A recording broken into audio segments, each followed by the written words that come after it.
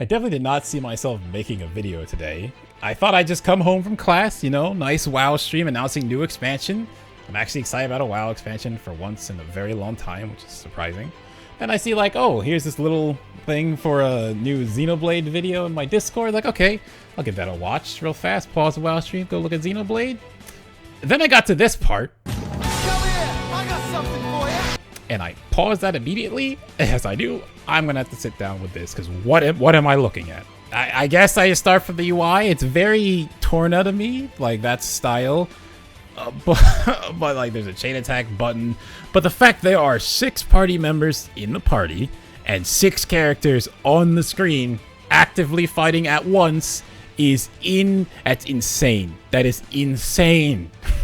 Like, I mean, I love RPGs. But a part of RPGs that's like part of the experience, but also unfortunate, is that you can't use all your party members. So like you spend a lot of time on very specific party members and make them really strong, and the other ones you kind of just can't use because you only have set amounts. So Xenoblade's normally like 3, which in Xenoblade normally you need damage dealer, a tank, and a healer. Or Xenoblade 1 where you have Shulk plus 2. But there's only 2 characters that fill those other 2 roles. Where 2 has Rex and Poppy, who can be multitude of things depending on how you play Poppy. If you actually played Tora, God help your soul. But the thought of like having all 6 party members invested in, spend time with each of them, reward you for doing that, and all 6 are out and fighting at once, it's so cool. The fact they actually did that, like that's something that I just assumed wasn't going to happen. And I was looking at the pictures of characters like, oh, I'll have to use Noah as the main character, probably Mio, and then I'll find out what roles they are and pick someone around that. But now, no, every single one of them, you can get more time with each of them. Because I feel like as a game, the Xenoblade series has made me care about all the characters in my party more than most RPGs I've played. Normally, I care about a good amount of them, but there's some that's like, well, I don't, well, whatever, you're kind of there. But Xenoblade is normally like, wow, I feel bad that I can't use all these people because all of them are so cool. And then 2 also at the blades on top of that, where you got really cool blades, it's like, well, I just can't use this one anymore. So I don't have space. So the fact that now you can have all of them out. I'm guessing you assign 2 together with something we talk about later. Oh, I will talk about later, but like you assign 2 together, the positionals are back. Maybe I'm wrong. I'm pretty sure 2 did not have them.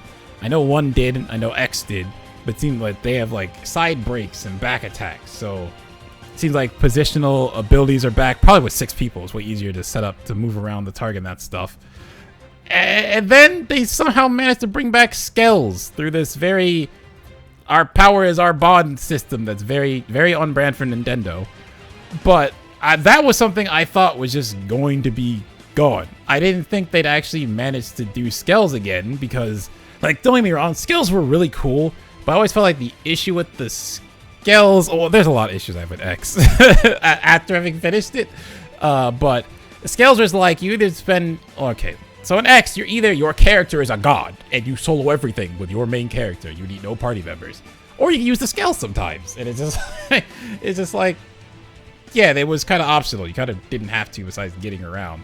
But this being like your party members' powered up form is essentially a skill, is extremely Xenoblade and a way to get the Xenoblade X feeling in this game, because people who love X, I'm not one of them, but people who love X are like were like left out of 2, but maybe with 3 they're trying to bring them back in a bit with like this system, and different party members can do it at different times. They're linked together and go into it. It almost seems like you can control the set that's using it. You don't have to be the set order they have. Like, I don't know, man. This is kind of crazy to me. But like my surprise with this trailer just kept going. Like the Ouroboros thing people have been talking about, so that's them. The nations are against them for some reason. Like the story beats are obviously interesting. Xenoblade normally does very well with that. And then like later in the trailer, like he uses the Xenoblade. Well, I called it that. It's probably not called that. But Noah uses his weapon and then pulls it out like a sheath, since he holds it like quick draw style, and then the sheath becomes a gauntlet on his arm.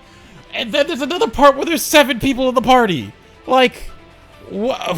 So it almost seems like there's gonna be extra characters that join in and maybe don't stay in. But like, if there's 7, can they just do 8? And you could have 4 of these skills out at once. They do a chain attack and it's sick because like gives almost like a Persona style animation while they're doing the chain attack, and even the extra party members in it too. And then like Noah's wearing someone else's outfit, and then I just saw a picture on Twitter where apparently you could just swap their outfits to each other and switch their things. Like the picture is like Noah and Mio, and Noah's outfit to be attackers, then both of them and Mio's outfit as defenders. And then the trailer ends with this. What do you mean July?